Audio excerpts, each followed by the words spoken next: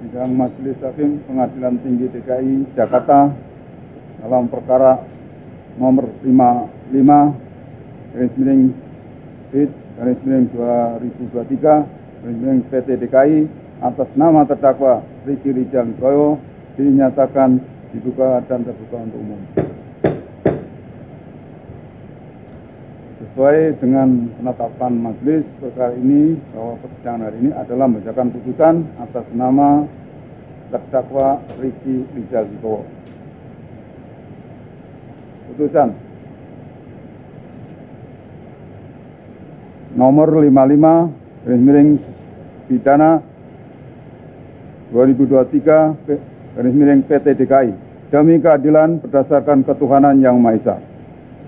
Pengadilan Tinggi Jakarta yang mengadili perkara pidana pada pengadilan tingkat banding menjatuhkan putusan sebagaimana tersebut di bawah ini dalam perkara terdakwa.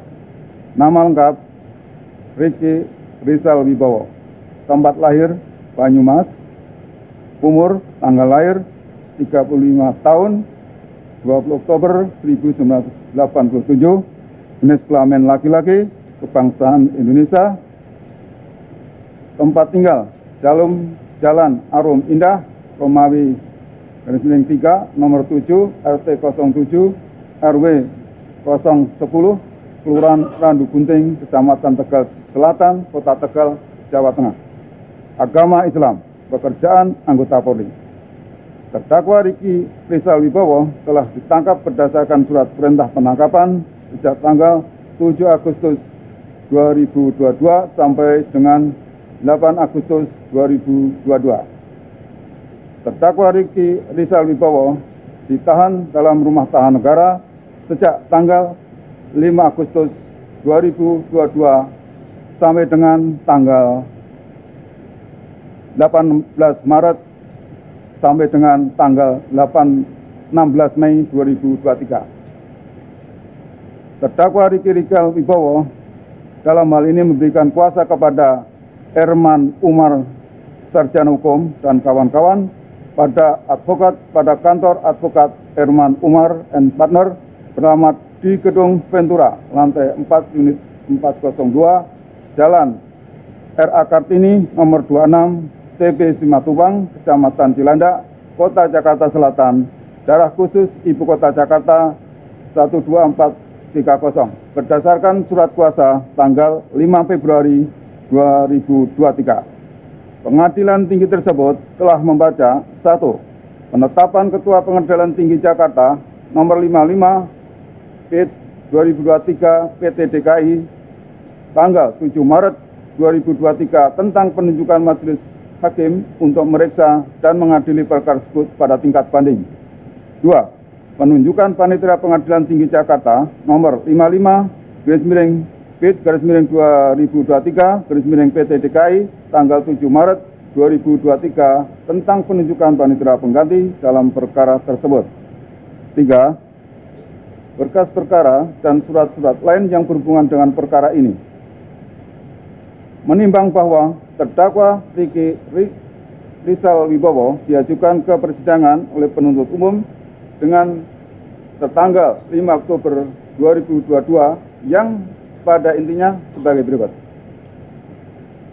Primer, bahwa terdakwa Ricky Rizal Wibowo bersama-sama Ferdi Sambo, saksi Richard Eliezer, Putri Candrawati, saksi Kuat Maruf dituntut dalam perkara terpisah pada hari Jumat tanggal 8 Juli tahun 2022 sekitar pukul 15.28 WIB sampai sekitar pukul 18 WIB atau setidak-tidaknya pada waktu lain dalam bulan Juli tahun 2022 bertempat tinggal Seguling 3 nomor 29, Kelurahan Duren 3, Kecamatan Pancoran 1, Kota Administrasi Jakarta Selatan, Provinsi DKI.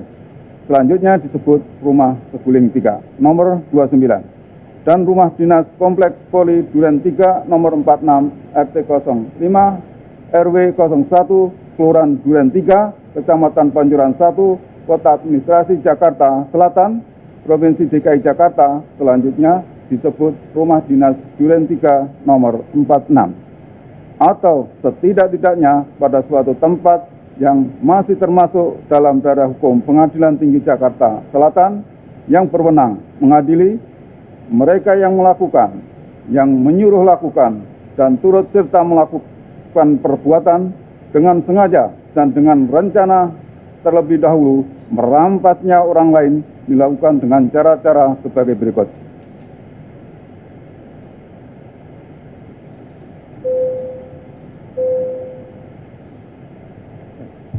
Saya lanjutkan.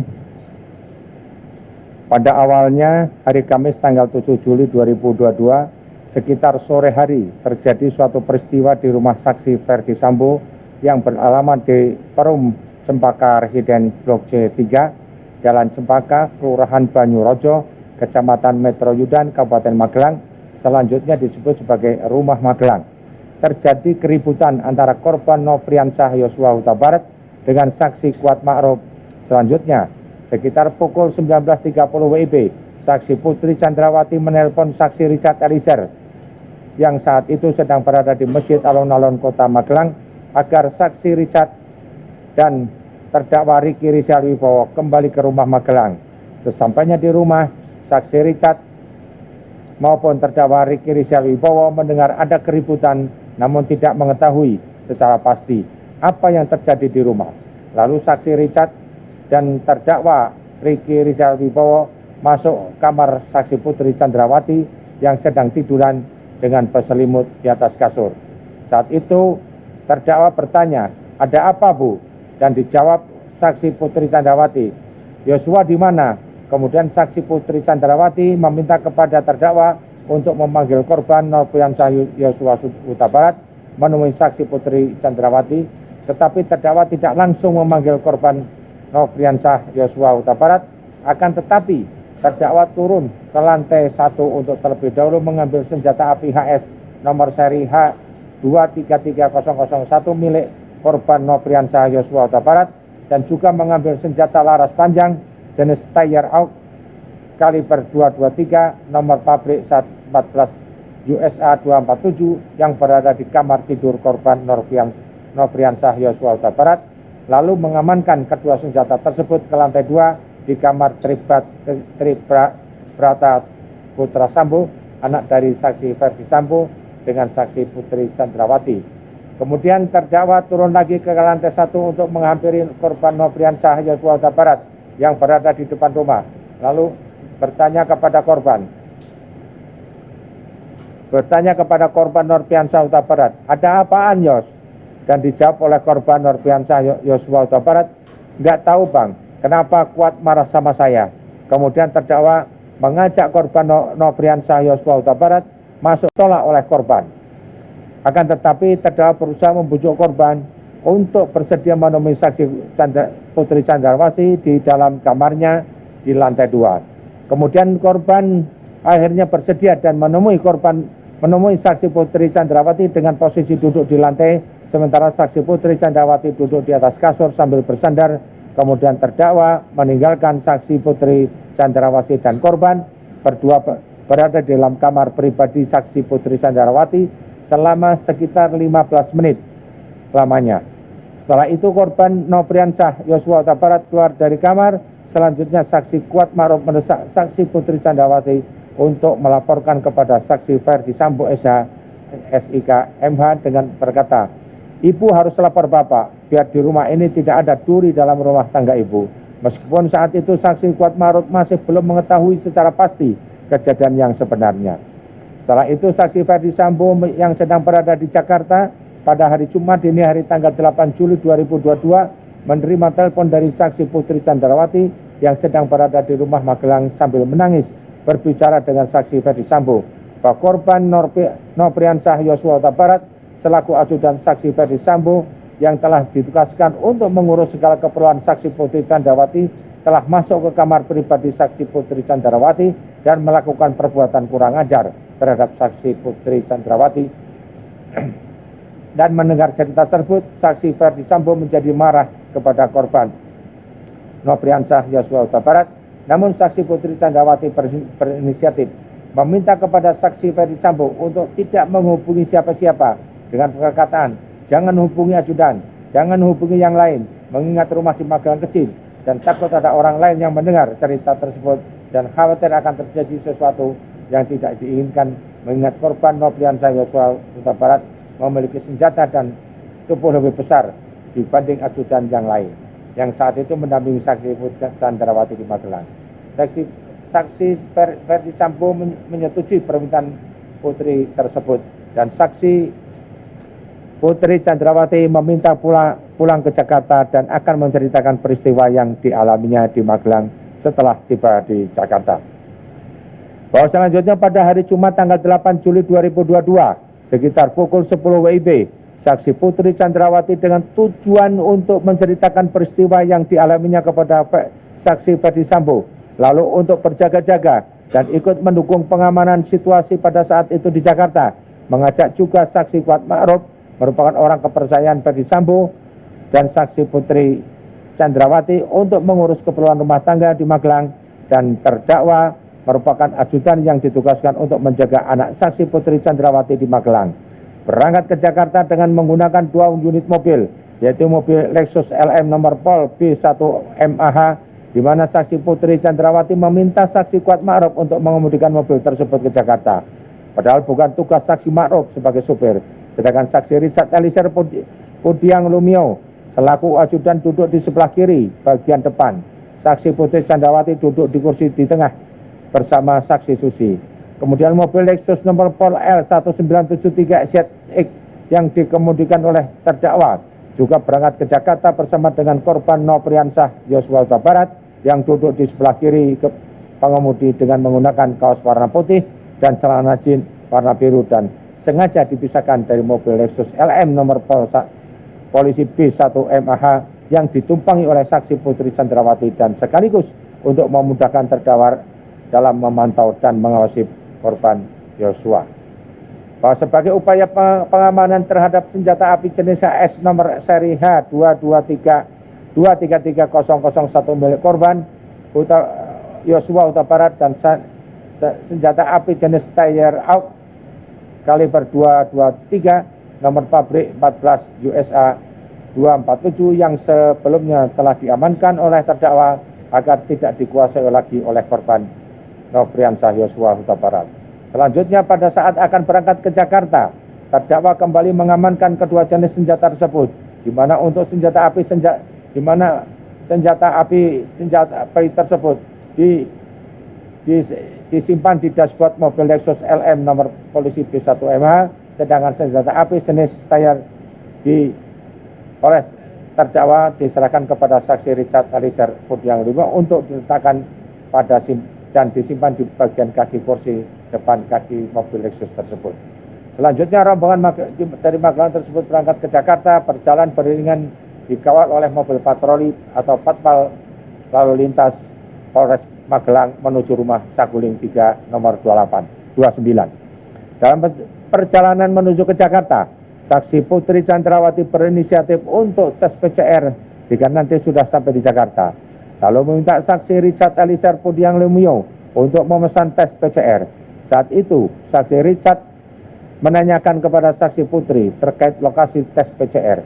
Lalu saksi Putri Candrawati menyampaikan awalnya untuk lokasi PCR di kediaman Bangka saja, namun beberapa saat kemudian berbalik pandangan yang diadakan tes tersebut di rumah di Saguling saja. Pada hari Jumat sore tanggal 8 Juli 2022, Ferdi Sambo dari kantornya di Mabes Polri pulang menuju rumah Saguling 3 nomor 29 dan tiba sekitar pukul 15.24 WIB. Saksi Ferdi Sambo dalam keadaan marah langsung masuk ke rumah melalui pintu garasi dengan menggunakan lift, naik ke lantai 3 ke kamar pribadinya sambil menunggu kedatangan rombongan saksi Putri Candrawati dari Magelang. Tidak berapa lama kemudian sekitar pukul 15.40, saksi Putri Candrawati bersama rombongan tiba di rumah Saguling 3 nomor 29. Kemudian saksi Kuat Ma'ruf turun dari pintu mobil bagian depan sebelah kanan, saksi Richard turun di pintu depan sebelah kiri, saksi Putri turun dari pintu tengah sebelah kanan, dan saksi Susi turun dari pintu tengah sebelah kiri. Sedangkan terdakwa tiba di rumah Saguling nomor 3, Saguling 3 nomor 29, lalu turun dari pintu mobil dengan mobil depan di samping sebelah kanan. Setelah itu korban Yosua Huta Barat turun dari pintu sebelah kiri. Bahwa selanjutnya saksi Putri Candrawati yang memakai baju sweater warna coklat dan celana legging warna hitam yang bersama saksi Susi masuk ke dalam rumah untuk tes PCR didamping oleh saksi Kuat Ma'ruf. Setelah saksi Putri Candrawati dan saksi Susi selesai melaksanakan tes PCR, lalu bersama dengan saksi Kuat Ma'ruf yang tidak ikut melaksanakan tes PCR, naik ke lantai 3 dengan menggunakan lift. Sedangkan saksi Richard mengikuti saksi Putri Candrawati masuk ke dalam rumah dan naik ke lantai 3 melalui tangga samping lift sambil membawa senjata untuk disimpan di lemari senjata milik Ferdi Sambo yang berada di lantai 3 kamar Ferdi Sambo sesuai dengan permintaan dari dan kehendak dari saksi Candrawati. Setelah saksi Richard Eliezer Budiang Lumiu dan saksi Kuat Ma'ruf turun ke lantai 1 melalui tangga samping lift, dan saksi Richard bertemu korban Yosua di garasi rumah yang meletakkan tas koper. Selanjutnya saksi Richard membawa tas koper tersebut ke lantai 3. Kemudian saksi Richard kembali turun ke lantai 1. Selanjutnya saksi Richard bersama dengan korban melakukan tes PCR. Setelah itu saksi Richard bersama korban Yosua Huta Barat keluar rumah melalui garasi dan ikut bergabung sambil berbincang-bincang dengan terdakwa Ricky Rizal Wibowo, saksi Kuat Ma'ruf, saksi Azan Romer, saksi Prayogi Iktara Wikaton, saksi Damianus Labakoban atau Damson, dan saksi Farhan Sabilah, pengawal motor saksi Ferdi Sambo. Selanjutnya saksi Ferdi Sambo bertemu dengan saksi Putri di ruang keluarga di depan kamar utama lantai 3 untuk menceritakan peristiwa yang dialaminya di Magelang. Lalu saksi Putri Candrawati mengaku bahwa dirinya telah dilecehkan oleh korban Nopriansyah. Mendengar cerita sepihak yang belum pasti kebenarannya tersebut membuat Ferdi Sambo menjadi marah. Namun dengan kecerdasan dan pengalaman puluhan tahun sebagai seorang anggota kepolisian, sehingga saksi Ferdi Sambo berusaha menenangkan diri lalu memikirkan serta menyusun strategi untuk merampas nyawa korban Nopriansyah Yosua Huta Barat. Selanjutnya saksi Ferdi Sambo memanggil terdakwa Ricky Rizal Wibowo melalui handy-talkie untuk menemui saksi Ferdi Sambo di lantai 3. Setelah itu saksi Ferdi Sambo bertanya kepada terdakwa dengan perkataan, "Ada apa di Magelang?" Lalu terdakwa menjawab, "Tidak tahu, Pak." Kemudian saksi Ferdi Sambo berkata lagi, "Ibu sudah dilecehkan oleh Yosua." Selanjutnya Ferdi Sambo meminta kepada terdakwa dengan berkata, "Kamu berani nggak tembak dia, Yosua?" Dijawab oleh terdakwa, "Tidak berani, Pak, karena saya nggak kuat mentalnya, Pak." Kemudian saksi Ferdi Sambo mengatakan kepada terdakwa, "Tidak apa-apa, tapi kalau dia melawan, kamu backup saya di Duren 3.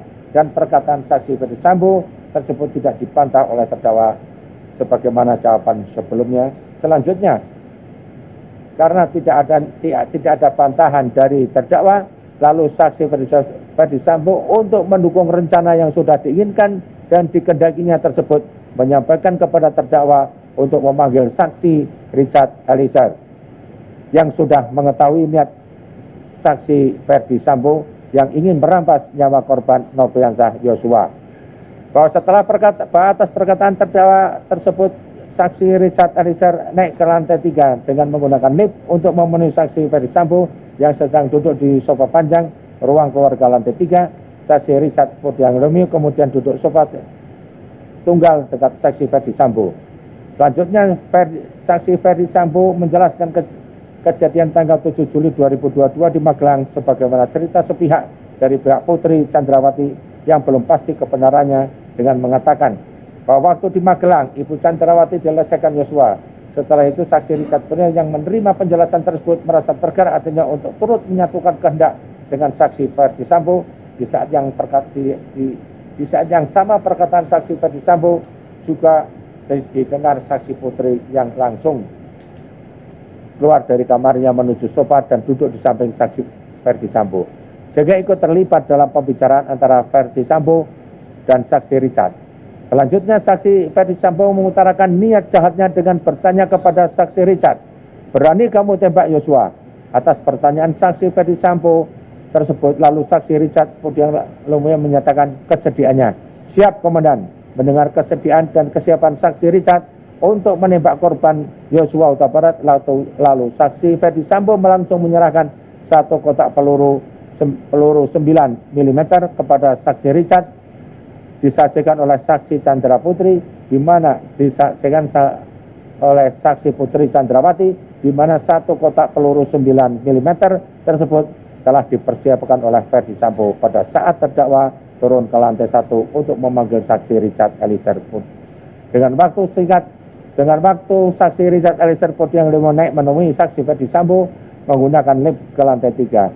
Setelah itu saksi Ferdi meminta kepada saksi Richard untuk menambahkan amunisi pada magasin senjata api merek Glock 17 nomor seri MPY 851 milik saksi Richard Eliezer.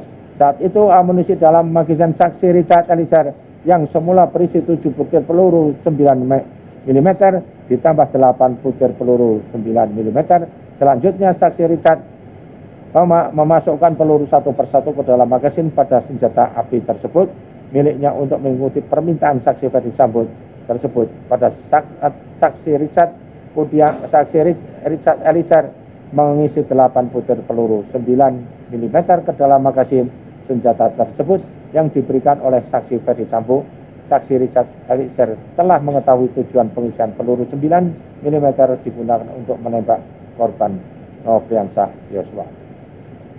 Kemudian Ferdi Sambo mempertimbangkan dengan tenang dan matang segala perbuatan dan kemungkinan tentang akibat-akibat dari tindakan yang dilakukan oleh saksi Richard Eliezer untuk menembak korban Nofriansah Yosua Huta Barat yang dapat mengakibatkan dirampasnya nyawa korban Nofriansah Yosua Huta Barat.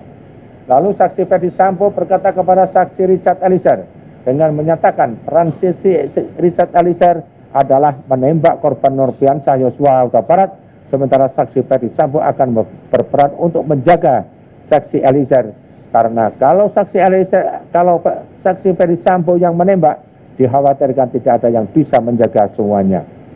Selanjutnya, saksi Ferdi Sambo menyampaikan berulang kali perencanaan penembakan terhadap korban Nofriansah Yosua Huta Barat dan menjelaskan alasan saksi Richard Lumiu untuk menembak korban Nofriansah Yosua Huta Barat dengan skenario adalah korban Nofriansah Yosua Huta Barat dianggap telah melecehkan saksi Putri Chandrawati yang kemudian berteriak minta tolong.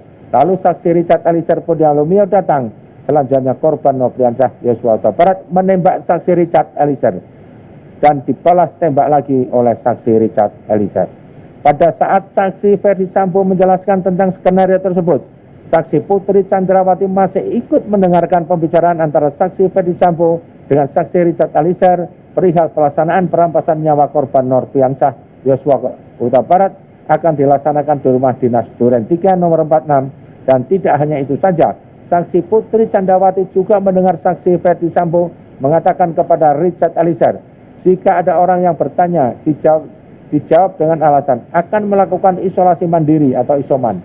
Mendengar perkataan saksi Ferdi Sambo tersebut, lalu saksi Richard menganggukkan kepala sebagai tanda mengerti dan bentuk persetujuan atas rencana jahat Ferdi Sambo tersebut untuk merampas nyawa korban Nofriansah Yosua Huta Barat, di mana saksi Putri Chandrawati juga ikut terlibat dalam pembicaraan dengan Ferdi Sambo mengenai keberadaan CCTV di rumah dinas Duren 3 nomor 46 dan menggunakan sarung tangan dalam pelaksanaan perampasan nyawa korban Nofriansah Yosua Huta Barat. Untuk meminimalisir perlawanan korban Nofriansah Yosua Huta Barat ketika rencana jahat tersebut dilaksanakan, maka harus dipastikan korban Nofriansah Yosua Huta Barat dalam keadaan sudah tidak bersenjata. Lalu saksi Ferdi Sambo menanyakan keberadaan senjata api milik korban Yosua Huta Barat kepada saksi Richard yang sudah diamankan oleh terdakwa terlebih dahulu dengan mengatakan, mana senjata Yosua? Dijawab oleh saksi Richard Eliezer, ada, disimpan di mobil Lexus LM. Kemudian saksi Ferdi Sambo meminta kepada Richard mengambil senjata api milik korban.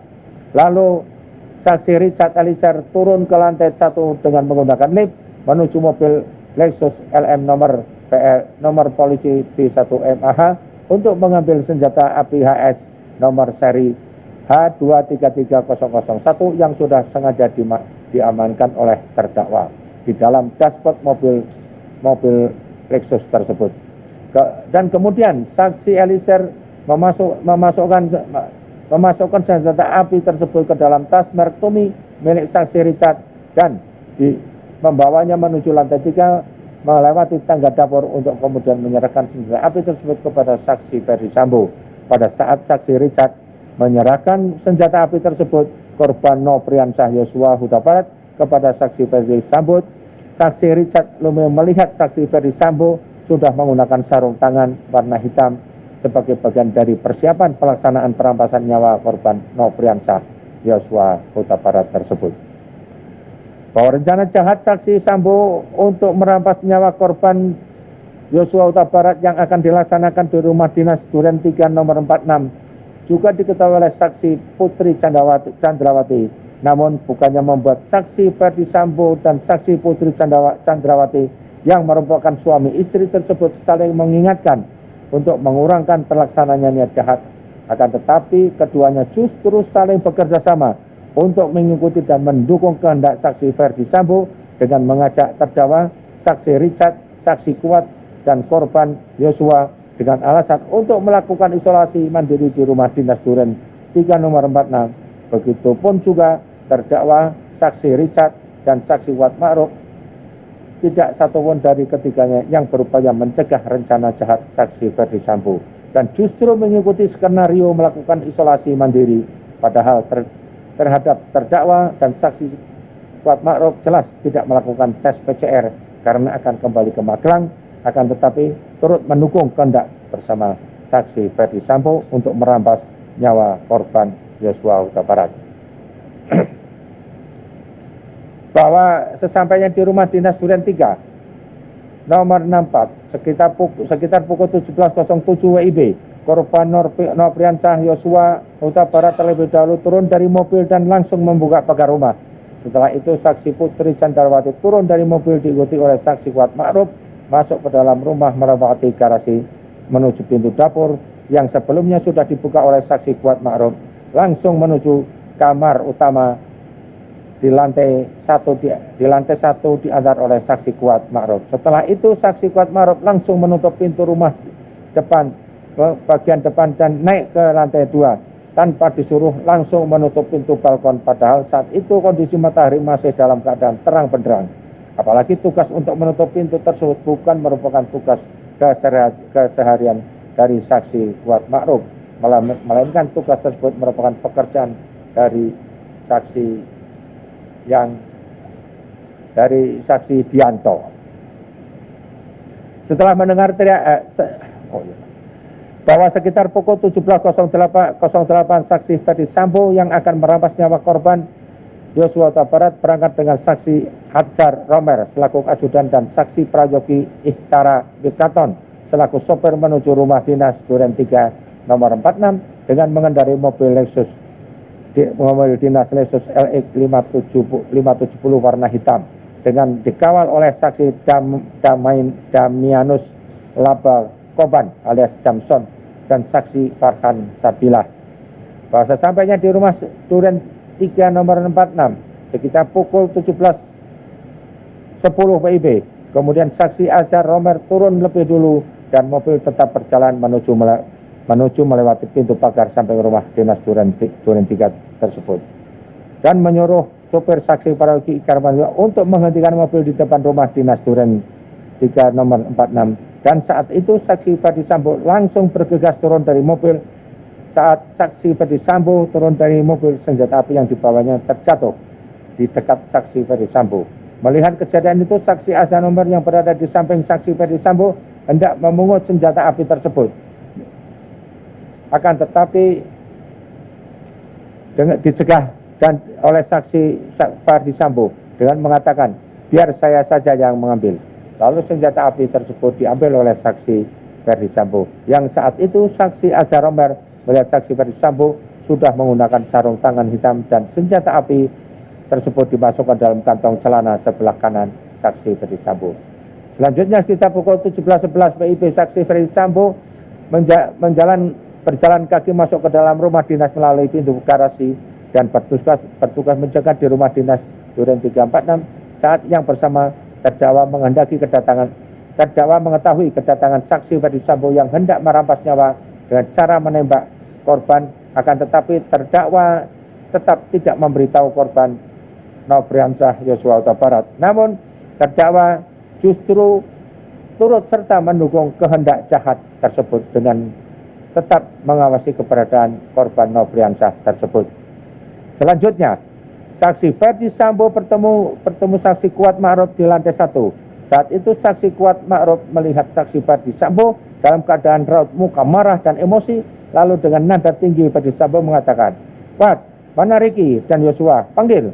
Di saat yang bersamaan, saksi Richard Eliezer yang mendengar suara saksi Ferdi Sambo langsung turun ke lantai 1 menemui saksi Ferdi Sambo dan berdiri di samping kanan saksi Ferdi Sambo. Lalu saksi Ferdi Sambo mengatakan kepada saksi Richard Eliezer Budiang, "Kokang senjatamu." Setelah itu saksi Richard mengokang senjatanya dan menyelipkan di pinggang sebelah kanan. Bahwa sekitar pukul 17.12 WIB, saksi Kuat Ma'ruf mengetahui kehendak saksi Ferdi Sambo dengan sikap dan tanggap keluar melalui pintu dapur menuju garasi dan menghampiri terdakwa yang berdiri dekat garasi di dekat bak sampah dengan mengatakan, "Om, dipanggil Bapak sama Yosua."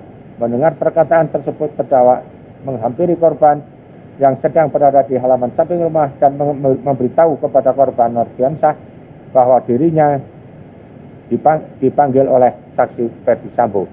Kemudian atas penyampaian terdakwa tersebut menyebabkan korban Yosua Huta Barat tanpa sedikit pun merasa curiga berjalan masuk ke dalam rumah melewati garasi dan pintu dapur menuju ruang tengah dekat meja makan, diikuti dan diawasi terus oleh terdakwa dan Kuat Ma'ruf.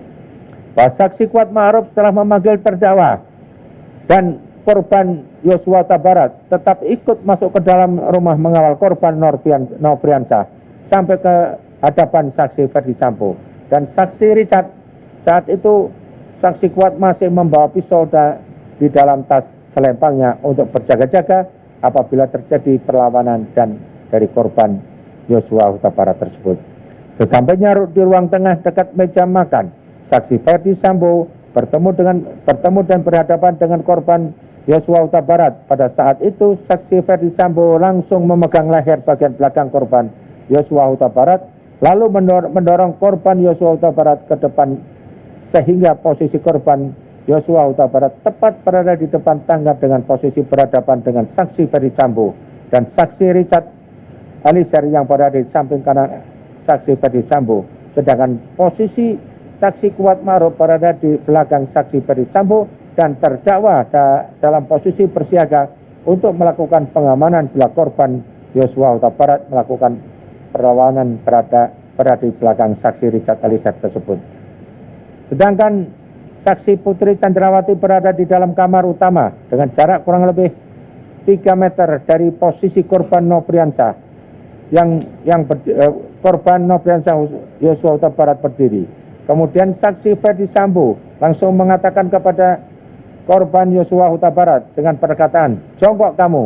Lalu korban Yosua Huta Barat sambil mengangkat kedua tangannya menghadap ke depan sejajar dengan dada, sempat mundur sedikit sebagai tanda penyerahan diri dan sejajar dengan dada sempat mundur sedikit sebagai tanda penyerahan diri, berkata, "Ada apa?"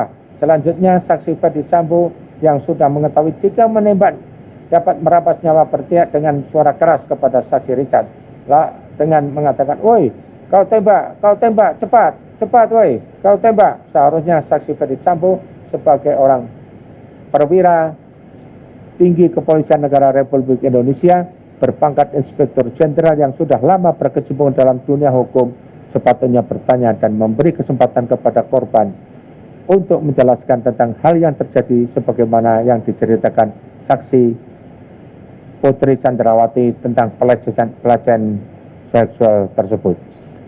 Setelah mendengar teriakan saksi Ferdi Sambo, lalu saksi Richard Eliezer sesuai dengan rencana jahat yang telah disusun sebelumnya, dengan perkiraan tenang dan matang, serta tanpa ada keraguan sedikit pun, karena sudah mengetahui jika menembak akan mengakibatkan dirampasnya nyawa korban, langsung mengarahkan senjata apinya ke tubuh korban Yosua Huta Barat dan menembakkan senjata api miliknya sebanyak 3 atau 4 kali hingga korban Yosua Huta Barat terjatuh terkapar mengeluarkan banyak darah. Menambah, penembakan tersebut menimbulkan luka tembak masuk pada dada sisi kanan, masuk ke dalam rongga dada hingga menembus paru dan berserang pada otot sela iga ke-8 kanan, bagaimana bagian belakang yang menimbulkan sayatan pada bagian punggung. Luka tembak masuk pada bahu kanan menyebabkan luka tembak keluar pada lengan atas kanan. Luka tembak masuk pada bibir sisi kiri menyebabkan patahnya tulang rahang bawah dan menembus hingga ke leher sisi kanan. Luka tembak masuk pada lengan bawah kiri bagian belakang telah menembus ke pergelangan tangan kiri dan menyebabkan kerusakan pada jari manis dan jari kelingking tangan kiri. Kemudian saksi Ferdi Sambo menghampiri korban Yosua Huta Barat yang tergeletak di dekat tangga depan kamar mandi dalam keadaan tertelungkup, masih bergerak-gerak kesakitan. Lalu untuk memastikan kebenaran benar-benar tidak bernyawa lagi, saksi Ferdi Sambo sudah memakai sarung tangan, menggenggam senjata api dan menembak sebanyak 1 kali mengenai tepat kepala bagian belakang sisi kiri korban Nofriansah hingga korban meninggal dunia. Tembakan saksi Ferdi Sambo tersebut menembus kepala bagian belakang sisi kiri korban Yosua Huta Barat melalui hidung, mengakibatkan adanya luka bakar pada cuping hidung sisi kanan luar. Lintasan anak peluru telah mengakibatkan rusaknya tulang dasar tengkorak pada kedua tempat yang mengakibatkan kerusakan tulang dasar rongga pada bola mata bagian kanan dan menimbulkan resapan darah pada kelopak bawah mata kanan yang lintasan anak peluru telah menimbulkan kerusakan pada bagian otak. Selanjutnya, saksi Ferdi Sambo dengan akal licinya untuk menghilangkan jejak serta untuk mengelabui perbuatan merampas nyawa korban Yosua Huta Barat tersebut. Kemudian saksi Ferdi Sambo menembak ke atas arah dinding di atas tangga beberapa kali, lalu berbalik arah dan menghampiri korban, lalu menempelkan senjata api milik korban ke tangan kiri korban Yosua. Kemudian saksi korban berbalik arah dan menggunakan tangan kiri korban Nofriansah untuk menembak ke arah tembok di atas TV. Selanjutnya, senjata api tersebut diletakkan di lantai dekat tangan kiri korban Yosua Huta Barat dengan tujuan seolah-olah telah terjadi tembak-menembak antara saksi Richard Eliezer Budiang Lumiu dengan korban Nofriansah.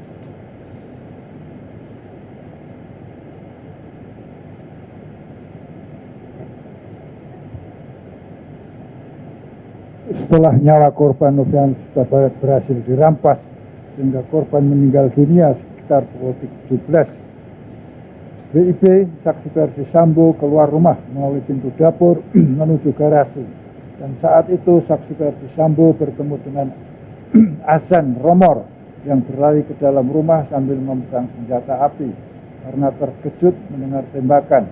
Lalu secara spontan menodongkan senjata apinya ke arah Ferdi Sambo. Maka saksi Ferdi Sambo kemudian menyatakan, "Romer, ibu ada di dalam." Setelah itu saksi Adan Romer masuk ke dalam rumah dan bertemu dengan Richard Eliezer. Kemudian pada pukul 17:17 itu saksi Putri Chandrawati dengan suatu alasan tertentu masih sempat berganti pakaian ketika masuk ke rumah Duren Sawit nomor 46. Awalnya saksi Putri Chandrawati berpakaian baju sweater warna coklat dan celana legging warna hitam. Namun ketika keluar dari rumah dinas Duren 3 nomor 46, saksi Putri Chandrawati sudah berganti pakaian model blus, kemudian warna hijau garis-garis hitam dan celana pendek warna hijau garis-garis hitam. Lalu saksi Putri Chandrawati dengan tenang acuh tak acuh pergi meninggalkan rumah dinas Duren 3 nomor 46, diantar oleh Riki Rizal Wibowo menuju rumah Saguling 3 Padahal korban Yosua Huta Barat merupakan ajudan yang sudah lama dipercaya oleh saksi Ferdi Sambo untuk melayani, mendampingi, dan mengawal saksi Putri Candrawati dimanapun berada. Bahwa dengan akal liciknya Ferdi Sambo sebagai seorang dengan kedudukan sebagai pejabat tinggi Polri yang menjabat kepala divisi profesi dan pengamanan Polri berupaya untuk mengaburkan peristiwa penembakan korban Yosua Huta Barat dengan cara menghilangkan barang bukti yang berada di lokasi kejadian. Padahal seharusnya saksi Ferdi Sambo sebagai seorang perwira tinggi memberikan contoh teladan yang mencerminkan jiwa ksatria dan bijaksana dalam menghadapi suatu persoalan. Bahwa sebagai tindak lanjut atau liciknya, beberapa saat setelah kejadian perampasan nyawa korban Yosua Huta Barat, Sambo menelpon saudara Hendri Kurniawan dan saudara Benny Ali Taruh Propos serta saksi Ari Cahya Nugraha alias Acai untuk datang ke rumah dinas di Duren 3. Selanjutnya, saksi Hendra Kurniawan, saksi Ridwan R. Sopanet dan Ari Cahya Nugraha alias Acai dan Benny Ali datang ke rumah dinas di Duren 3 nomor 46. Tidak berapa lama kemudian, sekitar pukul 19:40 waktu Indonesia Barat, terhadap jenazah korban Nofriansah Yosua Huta Barat dilakukan evakuasi, di mana saksi Ahmad Sahrul Ramadan sebagai driver PT Bintang Merdeka mengawalinya dengan mengecek nadi bagian leher dan tangan sebelah kiri korban Yosua Huta Barat. Ternyata keadaan korban Yosua Huta Barat telah meninggal dunia. Bahwa pada tanggal 8 Juli 2002 sekitar pukul 22 WIB, sepulang saksi Ferdi Sambo menemui pimpinan bersama dengan Hendri Kurniawan dan Benny Ali, mereka kembali ke lantai 3 ruang pemeriksaan Provos menemui saksi Richard Eliezer dan terdakwa Ricky Rizal Wibowo serta Kuat Makruf yang telah menunggu di tempat tersebut. Kemudian mereka sepakat terhadap apa yang mereka skenario-kan atas terbunuhnya Yosua Huta Barat harus sependapat dan satu pikiran. Demikian juga Indra Kurniawan, Benny Ali, dan selanjutnya Ferdi Sambo menyampaikan, ini adalah harga diri. Percuma saya punya jabatan bintang 2 kalau harkat martabat serta kehormatan keluarga hancur karena kelakuan Yosua. Bahwa pada tanggal 9 Juli 2002, saksi Ferdi Sambo kembali melakukan cara-cara licik dengan meminta cara Putri Candrawati selaku istrinya untuk membuat laporan polisi ke Polres Metro Jakarta Selatan, Polda Metro Jaya tanggal 9 Juli 2002. Padahal pada waktu itu Yosua Huta Barat sudah meninggal dunia. Bahwa kemudian pada tanggal 10 Juli 2002, saksi Ferdi Sambo berada di ruang kerja rumah di Jalan Saguling memanggil Ricky Rizal Wibowo dan saksi Kuat Makruf agar naik ke lantai 2 menemui saksi Ferdi Sambo yang saat itu sedang bersama saksi Putri Candrawati. Kemudian terdakwa Ricky Rizal, saksi Richard Eliezer Rumio dan saksi Kuat Makruf duduk di hadapan saksi Ferdi Sambo dan saksi Putri Candrawati, dan Ferdi Sambo memberikan amplop warna putih yang berisikan mata uang dolar kepada Ricky Rizal dan Kuat Makruf dengan nilai 500 juta rupiah, sedangkan kepada Richard Eliezer diberi sebanyak 1 miliar rupiah. Dan tapi amplop yang berisikan uang tersebut diambil kembali oleh Ferdi Sambo dengan janji akan diserahkan pada bulan Agustus tahun 2002 apabila kondisi sudah aman.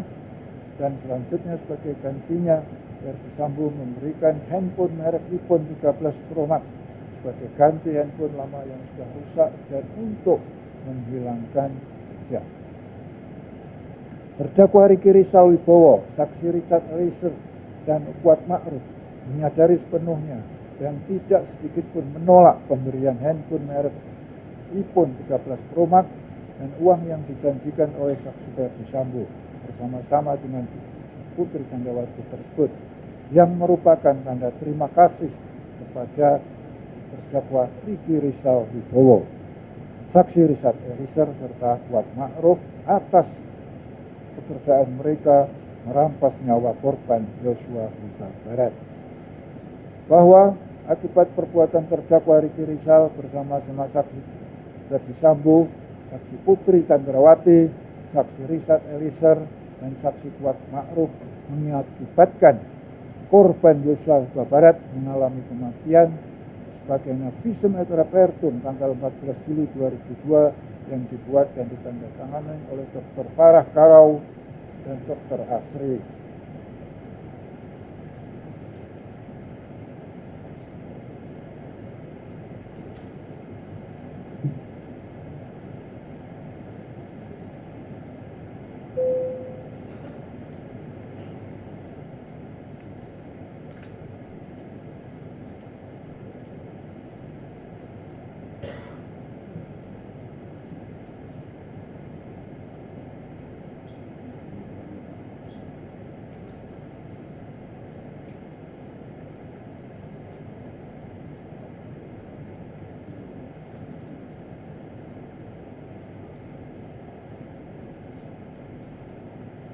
Perbuatan terdakwa Riki Rizal Wibowo tersebut di atas sebagaimana diatur dan diancam pidana pasal 340 KUH pidana junto pasal 55 ayat 1 ke 1 KUH pidana. Subsidiar bahwa terdakwa Riki Rizal Wibowo bersama Ferdi Sambo, saksi Richard Eliezer, Putri Candrawati, saksi Kuat Ma'ruf disidangkan secara terpisah pada hari Jumat 8 Juli tahun 2022 sekitar 17.12 WIB sampai dengan sekira 17.14 WIB atau setidak-tidaknya pada waktu lain dalam bulan Juli tahun 2022 bertempat di rumah dinas kompleks Poli Duren 3 nomor 46 RT 05 RW 01 Kelurahan Duren 3 Kecamatan Panturan 1 Kota Administrasi Jakarta Selatan Provinsi DKI Jakarta.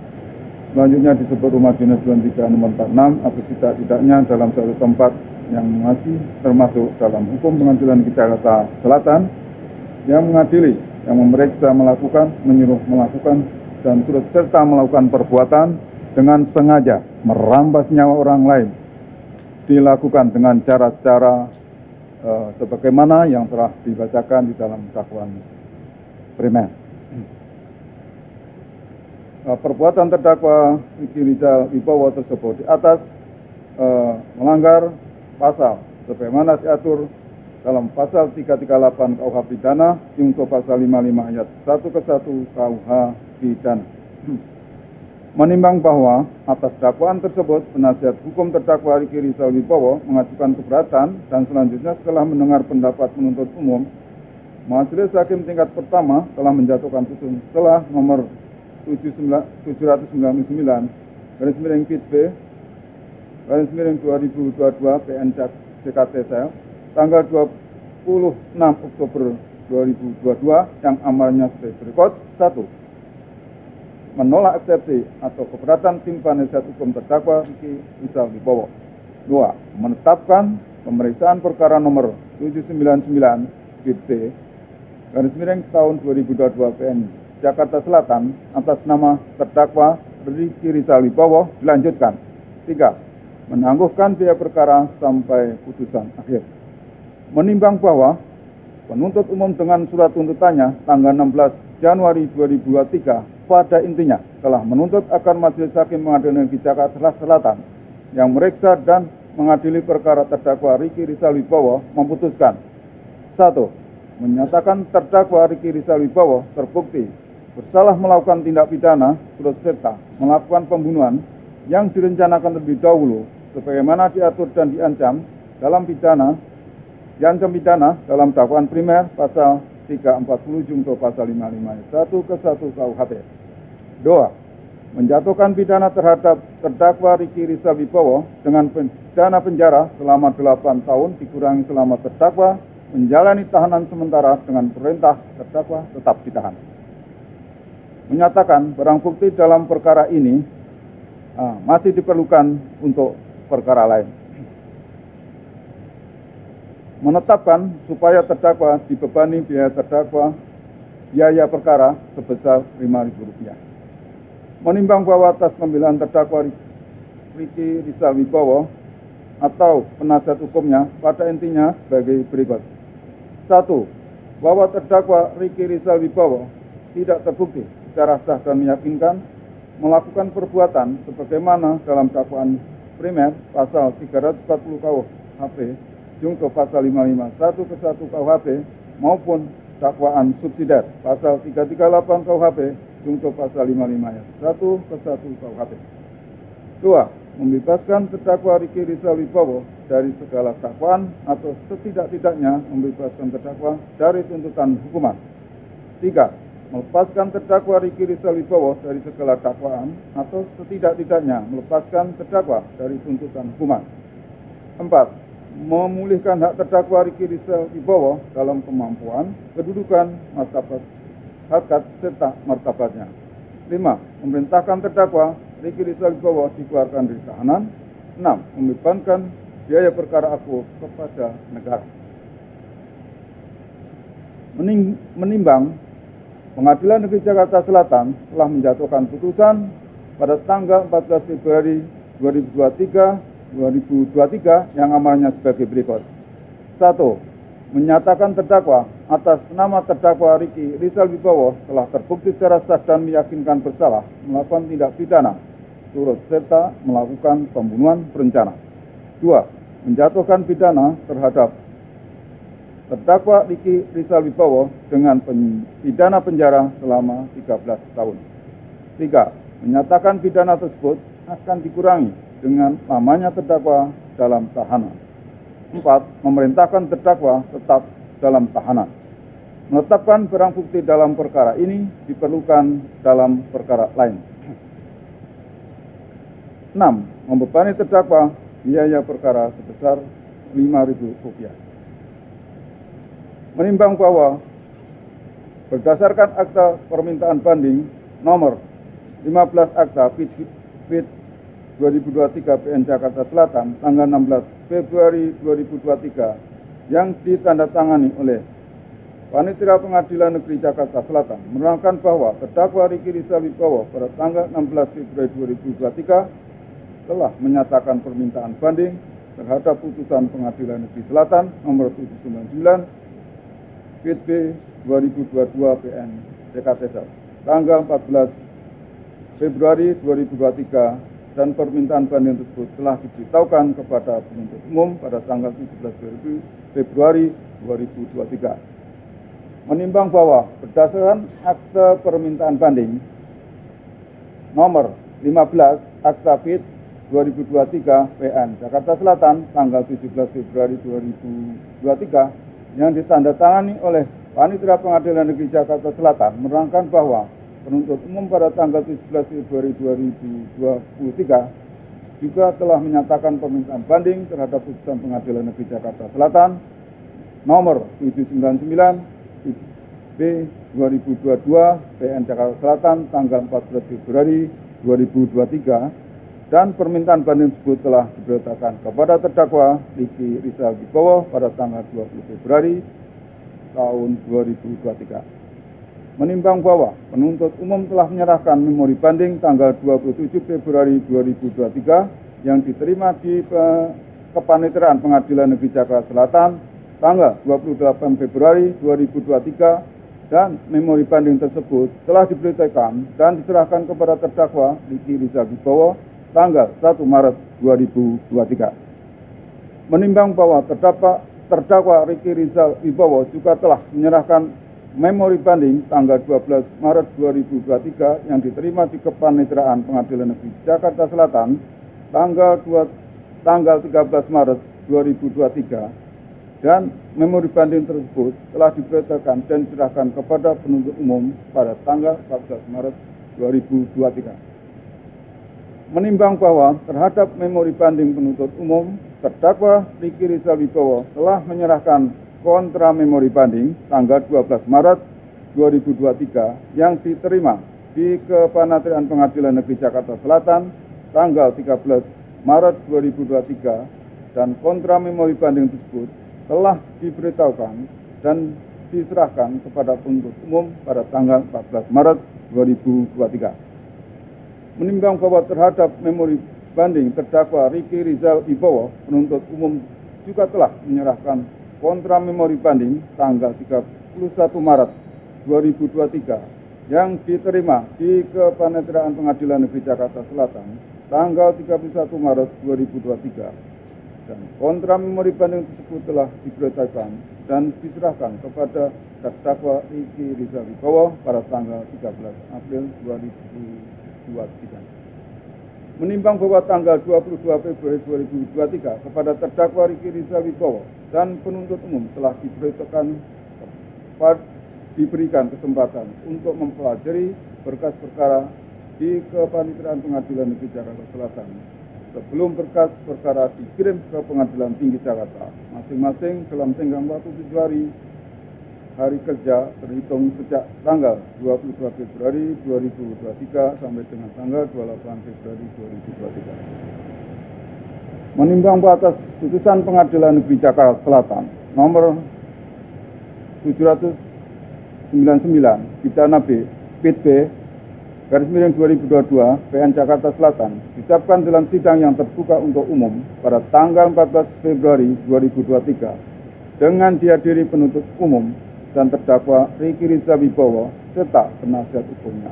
Kemudian terdakwa Ricky Rizal Wibowo pada tanggal 16 Februari 2023 serta penuntut umum pada tanggal 17 Februari 2023 masing-masing telah menyatakan banding, maka pernyataan permintaan banding tersebut telah diajukan dalam tenggang waktu yang ditentukan pasal 233 ayat 2 Undang-Undang Nomor 8 Tahun 1991 sehingga permintaan banding tersebut memenuhi syarat formal dan dapat diterima.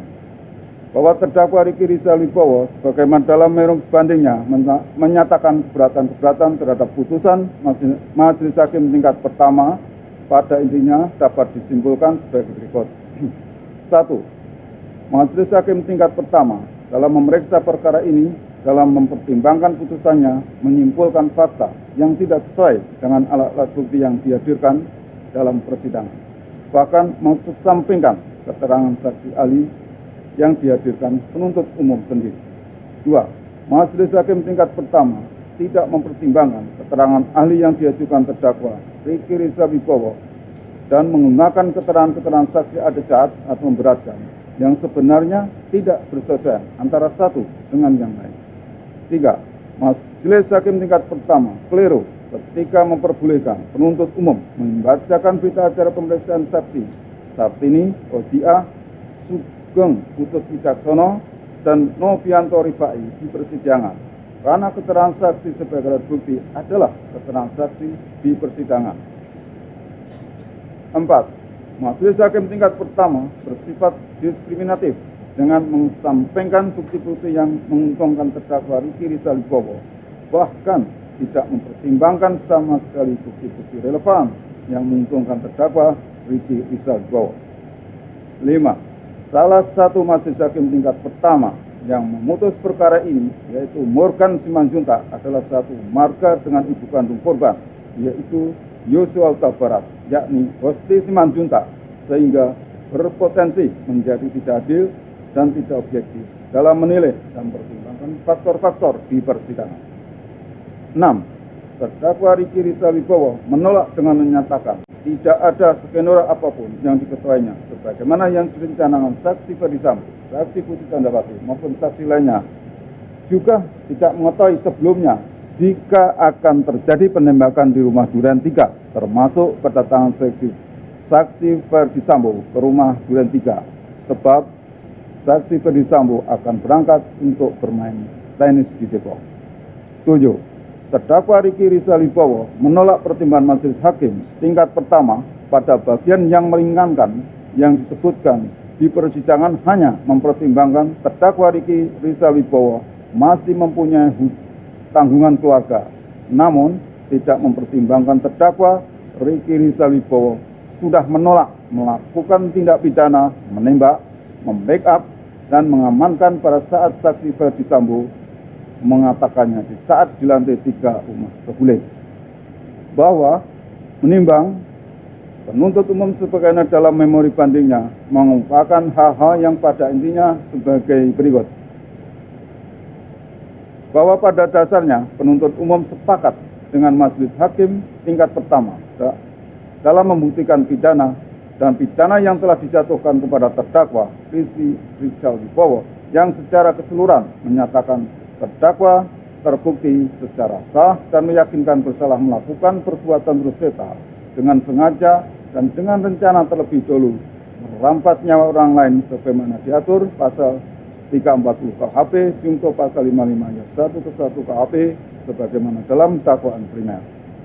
Bahwa penuntut umum memohon untuk menerima permohonan banding penuntut umum atau menguatkan putusan majelis hakim tingkat pertama dengan menyatakan terdakwa Rizky Rizal Wibowo telah terbukti bersalah melakukan tindak pidana turut serta dengan sengaja dan dengan rencana terlebih dahulu merampas nyawa orang lain. Menimbang bahwa terhadap memori banding penuntut umum tersebut, terdakwa Rizky Rizal Wibowo sebagaimana dalam kontra memori bandingnya menyampaikan hal-hal yang pada intinya sebagai berikut. Bahwa terdakwa Rizky Rizal Wibowo secara tegas menolak seluruh dalil-dalil keberatan penuntut umum. Bahwa pertimbangan majelis hakim tingkat pertama tidak tepat dan tidak mempertimbangkan dalil-dalil dari terdakwa Rizky Rizal Wibowo. Oleh karenanya, keberatan penuntut umum tersebut tidak beralasan. Penuntut umum tidak konsisten dengan tuntutannya yang sebelumnya kepada terdakwa Rizky Rizal Wibowo yang menuntut selama 8 tahun penjara.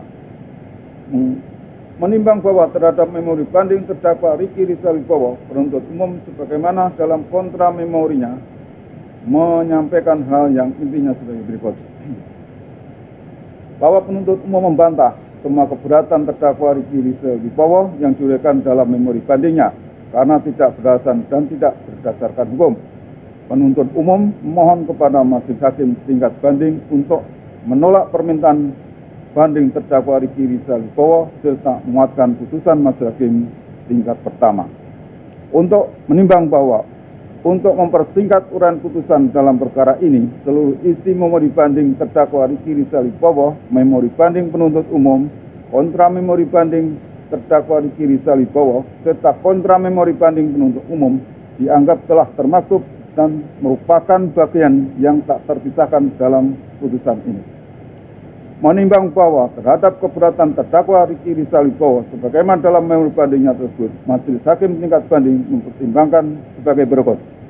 Menimbang bahwa terhadap keberatan terdakwa Rizky Rizal Wibowo yang pertama dan keberatan yang kedua karena pada intinya hampir sama, menurut imat majelis hakim tingkat banding bahwa majelis hakim tingkat banding telah menjalankan proses persidangan ini sesuai dengan buat.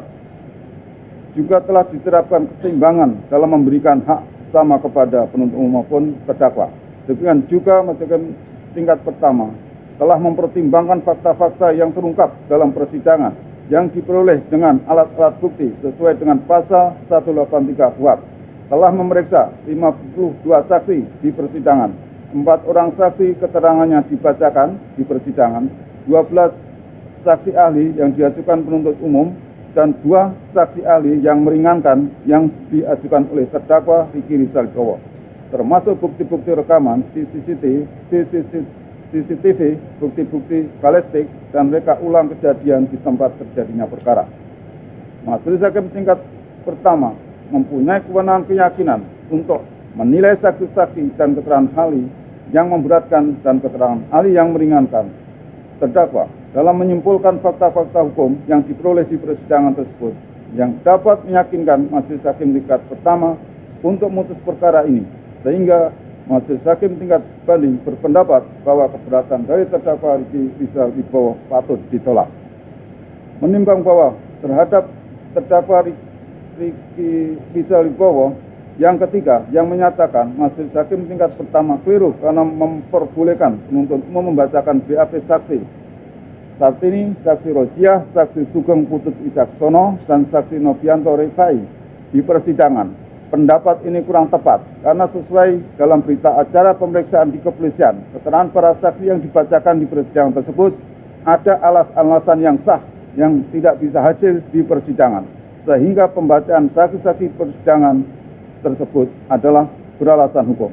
Hal itu sesuai dengan ketentuan pasal 162 ayat 1 KUHP yang menyatakan bahwa saksi yang sudah memberikan keterangan dalam persidangan karena saksi sudah memberikan keterangan dalam penyidikan meninggal dunia atau berhalangan yang sah dan tidak dapat hadir di persidangan atau tidak dipanggil karena jauh di tempat kediaman atau tempat tinggalnya atau karena sebab lain yang berkepentingan dengan negara, maka keterangan yang telah diberikan di penyidikan dapat dibacakan di persidangan, sehingga Majelis Hakim tingkat banding berpendapat bahwa keterangan keberatan dari terdakwa tersebut patut untuk dikesampingkan. Menimbang bahwa terhadap keberatan terdakwa Riki Rizal Wibowo yang keempat, yang menyatakan Majelis Hakim tingkat pertama bersifat diskriminatif dengan mengesampingkan bukti-bukti yang menguntungkan terdakwa dan tidak mempertimbangkan sama sekali, menurut Majelis Hakim tingkat banding tidak tepat dan tidak beralasan, karena setelah Majelis Hakim tingkat banding menilai dan meriksa dengan seksama, pertimbangan Majelis Hakim tingkat banding tersebut telah tepat sesuai dengan fakta-fakta yang terungkap di persidangan.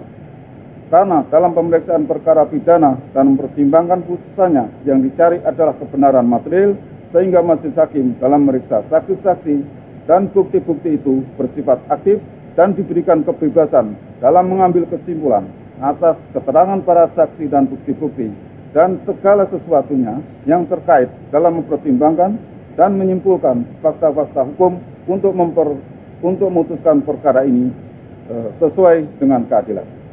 Menimbang bahwa terhadap keberatan terdakwa Riki Rizal Wibowo yang kelima yang menyatakan putusan hakim tingkat pertama tidak adil dan tidak objektif, karena salah satu majelis hakim tingkat pertama, yaitu Morgan Simanjuntak, adalah satu marga dengan ibu kandung korban Yosua Huta Barat.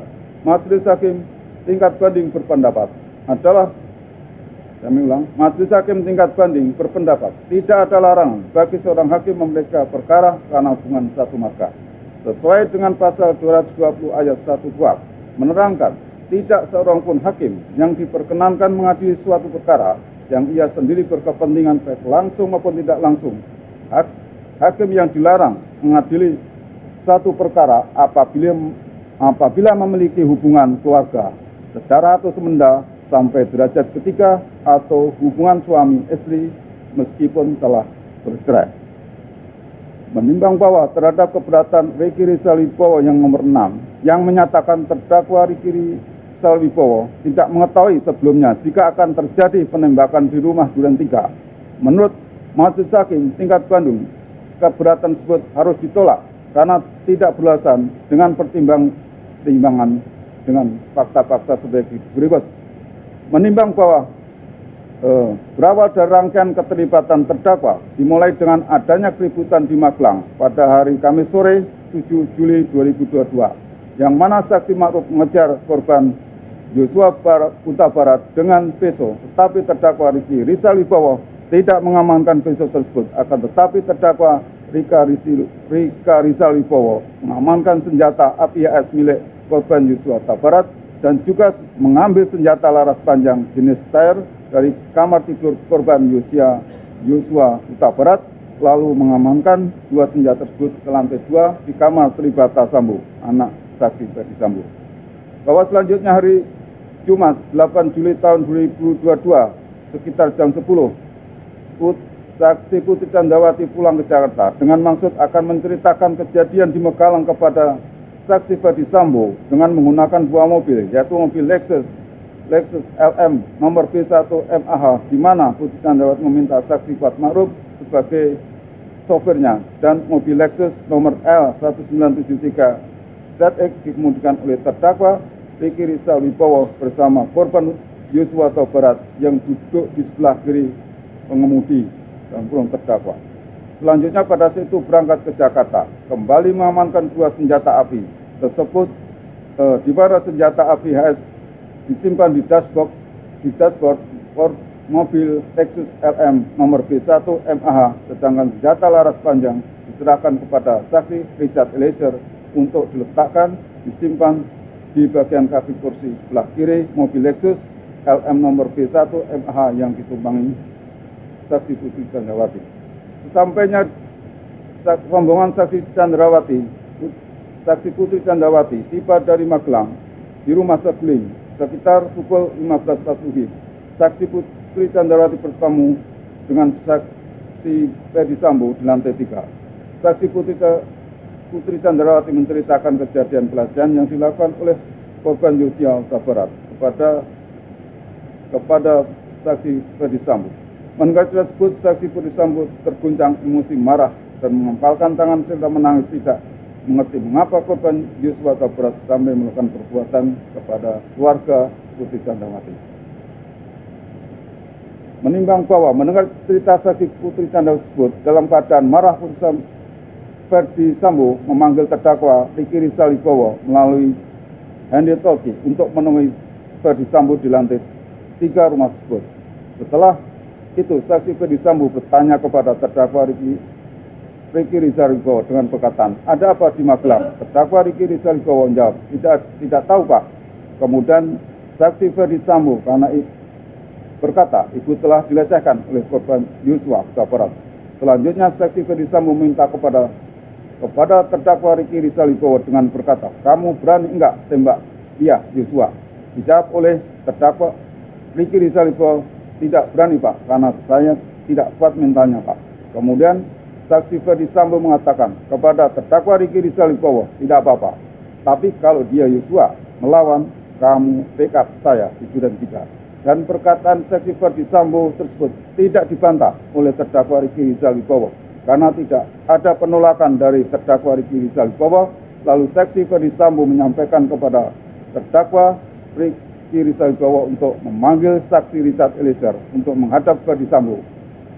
Terdakwa Ricky Rizal Wibowo meskipun sudah mengetahui niat saksi Ferdi Sambo untuk menembak korban Yosua Huta Barat, ternyata terdakwa Ricky Rizal Wibowo tidak berusaha untuk menghentikan niat jahat saksi Ferdi Sambo agar tidak melakukan niat jahatnya tersebut. Bahkan terdakwa Ricky Rizal Wibowo juga tidak menolak ketika disuruh saksi Ferdi Sambo untuk memanggil saksi Richard Eliezer. Juga terdakwa Ricky Rizal Wibowo tidak memberitahu kepada saksi Richard Eliezer bahwa dia dipanggil saksi Ferdi Sambo untuk menembak korban Yosua Huta Barat. Namun terdakwa Ricky Rizal Wibowo langsung menemui saksi Richard Eliezer dan berkata, "Saya dipanggil Bapak lantai 3, naik lift saja." Bahkan ketika saksi Eliezer bertanya, "Untuk apa, Bang?" Meskipun terdakwa Ricky Rizal Wibowo sudah mengetahui rencana saksi Ferdi Sambo merampas nyawa korban Yosua Huta Barat, tapi terdakwa Ricky Rizal Wibowo sengaja tidak jujur menceritakan kehendak saksi Ferdi Sambo tersebut yang seharusnya terdakwa Ricky Rizal Wibowo ketika ia memberitahu kepada saksi Richard Eliezer agar saksi Richard Eliezer menolak seperti dirinya atas perintah saksi Ferdi Sambo untuk menembak korban Yosua Huta Barat. Namun terdakwa Ricky Rizal Wibowo tetap menyembunyikan rencana jahat saksi Ferdi Sambo dengan menjawab "nggak tahu" dan tidak menggunakan kesempatan itu untuk menghindarkan terlaksananya niat jahat saksi Ferdi Sambo.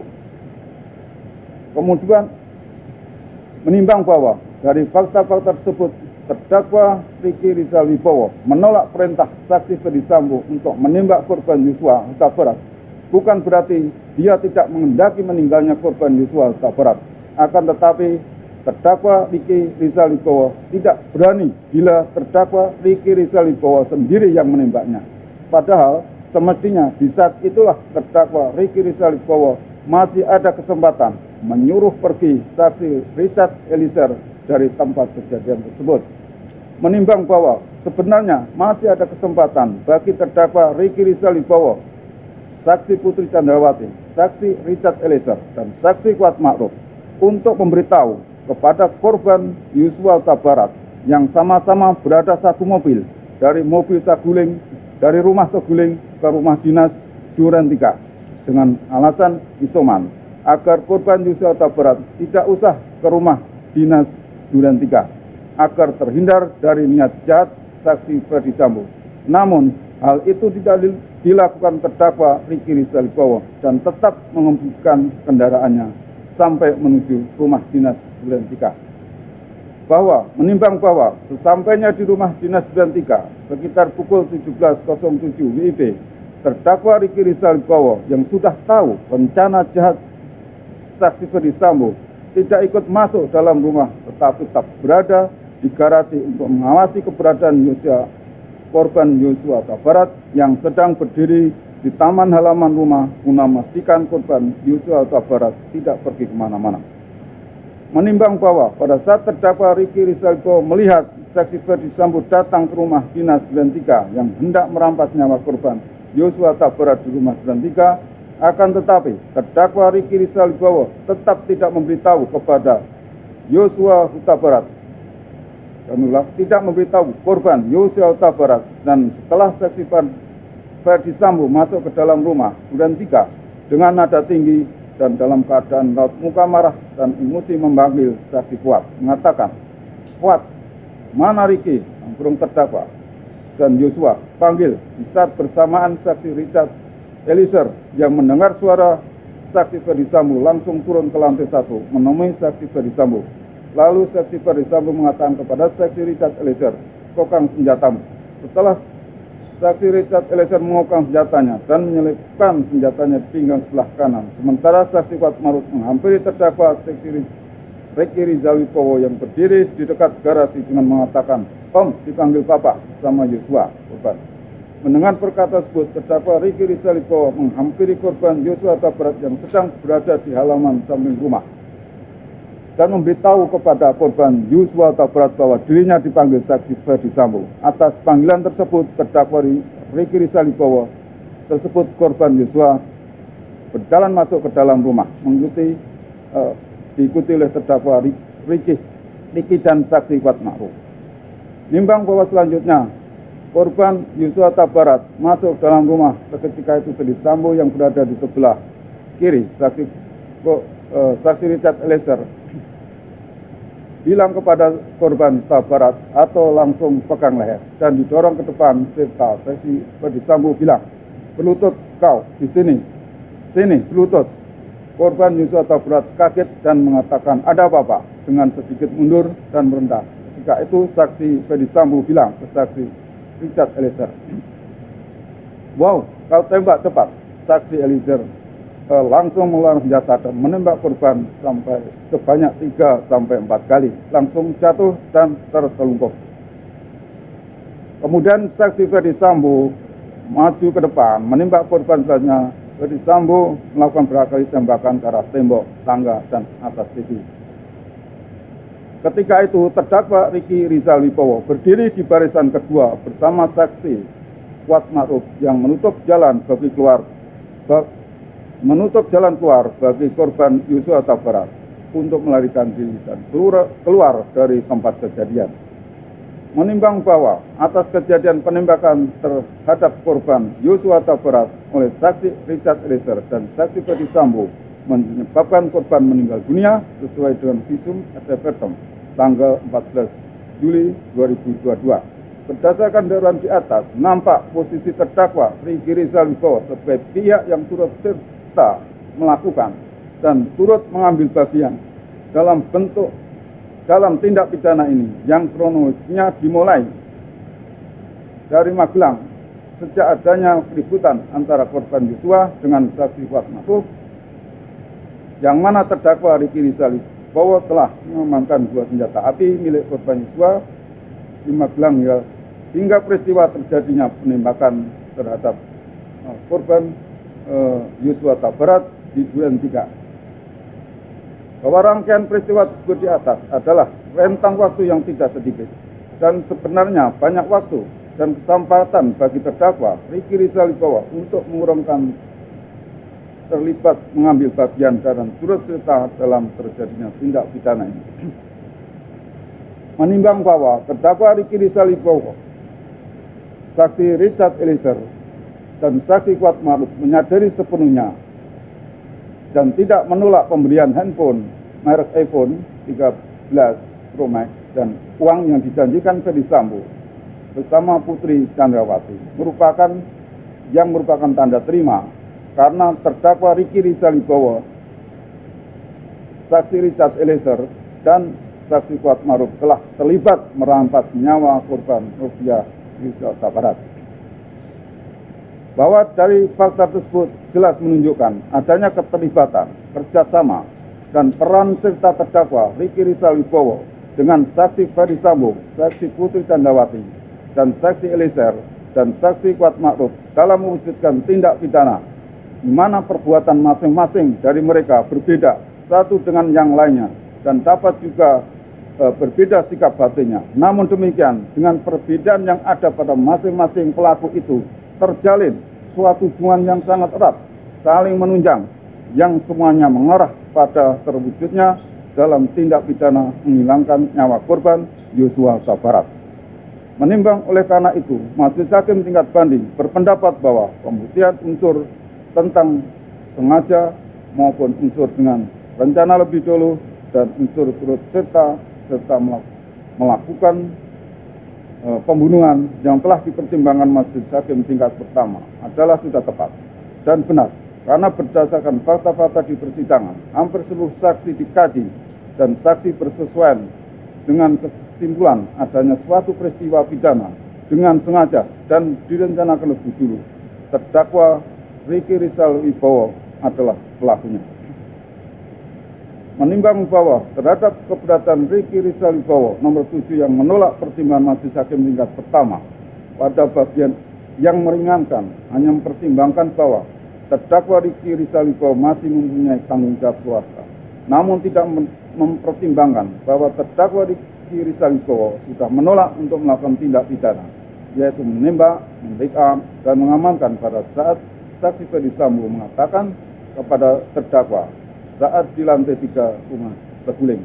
Majelis Hakim tingkat banding tidak sependapat karena tidak beralasan dan bertentangan dengan fakta-fakta hukum yang telah diuraikan di atas, bahwa terdakwa Ricky Rizal Wibowo menolak perintah saksi Ferdy Sambo untuk menembak korban Yosua Huta Barat bukan berarti terdakwa Ricky Rizal Wibowo tidak menghendaki meninggalnya korban, tetapi dia tidak berani bila terdakwa Ricky Rizal Wibowo sendiri yang menembaknya karena dengan alasan tidak kuat mental. Tapi faktanya terdakwa Ricky Rizal Wibowo tidak menolak untuk membackup, mengawasi, tapi justru ikut ambil bagian dan turut serta dalam tindak pidana hingga saat detik-detik terakhir terjadinya penembakan korban Yosua Huta Barat.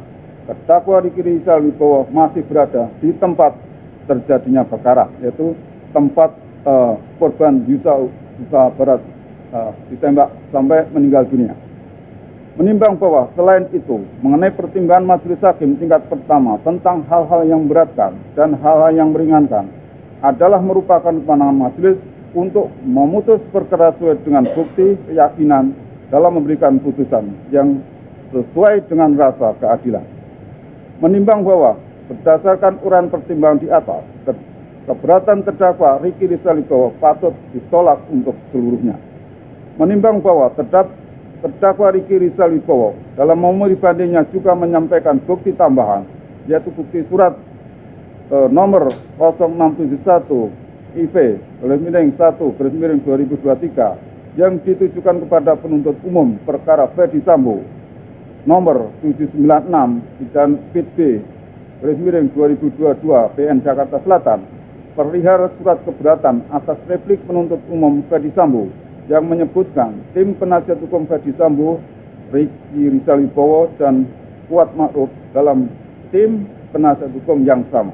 Surat mana dihembuskan kepada yang terhormat Jaksa Agung Muda Tindak Pidana Umum, Jaksa Agung Bidang Pengawasan, 3 Komisi Kejaksaan, dan Majelis Hakim Perkara nomor 799 PIT 2022 PN Jakarta Selatan. Menimbang bahwa mengenai bukti tambahan terdakwa Ricky Rizal Wibowo tersebut, menurut hemat Majelis Hakim tingkat banding patut untuk dikesampingkan karena tidak menyangkut keberatan terhadap putusan Majelis Hakim tingkat pertama dalam perkara ini. Menimbang bahwa setelah Majelis Hakim tingkat banding membaca, mempelajari dengan cermat dan seksama berita acara persidangan keterangan saksi-saksi, keterangan terdakwa Ricky Rizal Wibowo, bukti-bukti yang diajukan di persidangan berupa salinan resmi putusan Pengadilan Negeri Jakarta Selatan nomor 799 /PIT-B/2022 PN Jakarta Selatan tanggal 14 Februari 2023, serta telah membaca pula memori banding terdakwa Riki Rizal Wibowo, memori banding penuntut umum, serta kontra memori banding terdakwa Riki Rizal Wibowo dan kontra memori banding penuntut umum. Majelis Hakim tingkat pertama telah menyatakan terdakwa Riki Rizal Wibowo telah terbukti secara sah melakukan tindak pidana pasal 340 KHP junto pasal 55 ayat 1 ke 1 KHP yang semua unsur-unsurnya telah dibuktikan dan terpenuhi. Karena itu Majelis Hakim tingkat banding berpendapat bahwa putusan Majelis Hakim tingkat pertama tersebut telah tepat dan benar, sehingga keberatan dalam memori banding dari terdakwa Riki Rizal Wibowo patut untuk ditolak dan memori banding penuntut umum untuk menguatkan putusan Majelis Hakim tingkat pertama dapat diterima. Maka pertimbangan-pertimbangan putusan Majelis Hakim tingkat pertama diambil alih dan menjadi putusan majelis tingkat banding untuk memutus perkara ini, dan terdakwa Riki Rizal Wibowo haruslah dinyatakan terbukti secara sah dan meyakinkan bersalah melakukan tindak pidana sebagaimana diatur dalam pasal 340 KUHP junto pasal 55 ayat 1 ke 1 KUHP sebagaimana dalam dakwaan primer. Menimbang bahwa sebelum Majelis Hakim tingkat banding menjatuhkan hukuman terhadap terdakwa Riki Rizal Wibowo, perlu mempertimbangkan alasan menguatkan putusan majelis tingkat pertama yang telah menjatuhkan hukuman selama 12 tahun penjara yang lebih berat dan melebihi dari tuntutan hukuman penuntut umum selama 8 tahun penjara.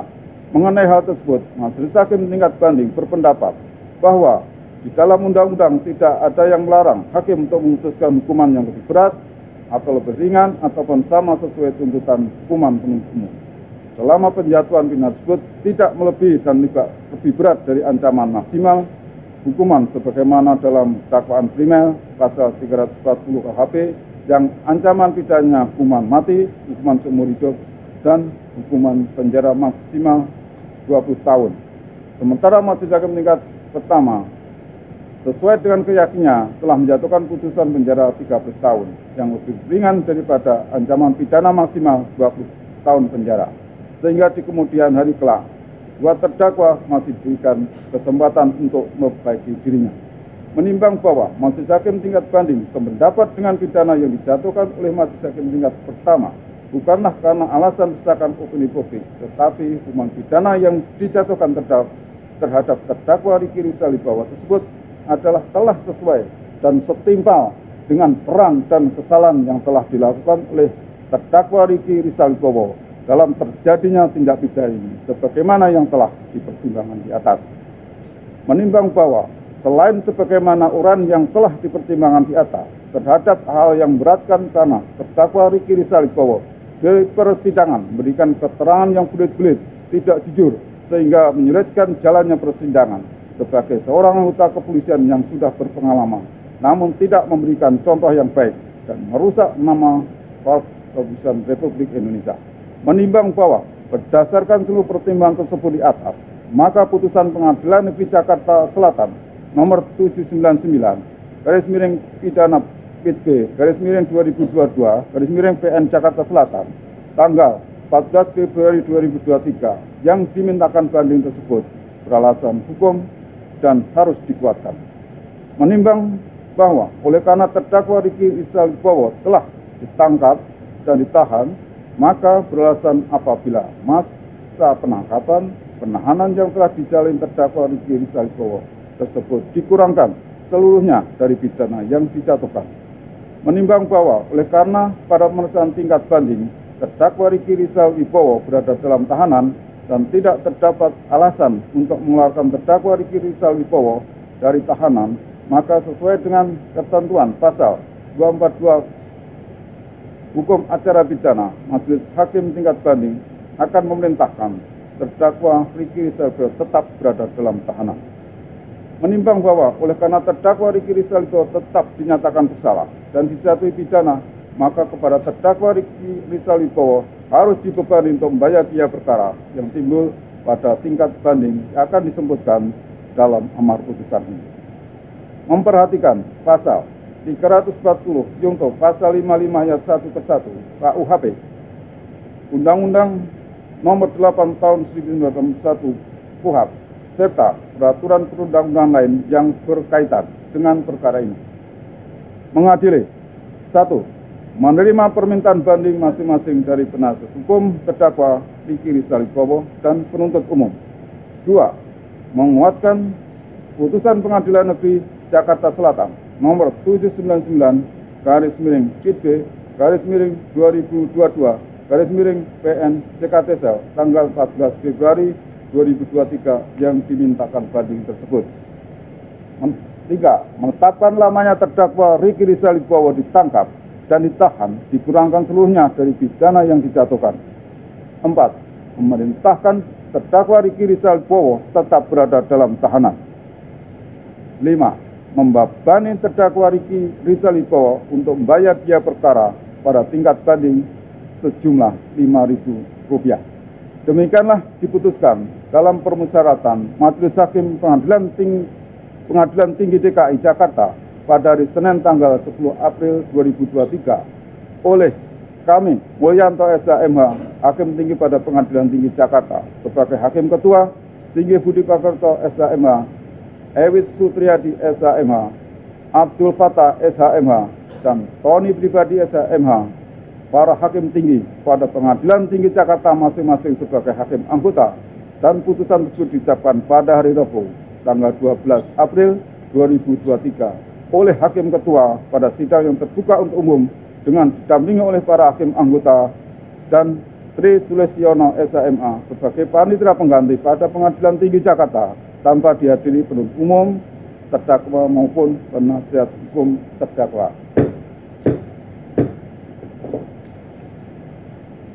Demikian telah putusan tadi telah diucapkan dan kami bacakan, kemudian akan disampaikan kepada penuntut umum melalui Pengadilan Negeri Pengaju, Pengadilan Negeri Jakarta Selatan untuk kepada penuntut umum maupun penasihat hukum terdakwa untuk menggunakan hak-haknya. Demikianlah putusan ini kami tutup dan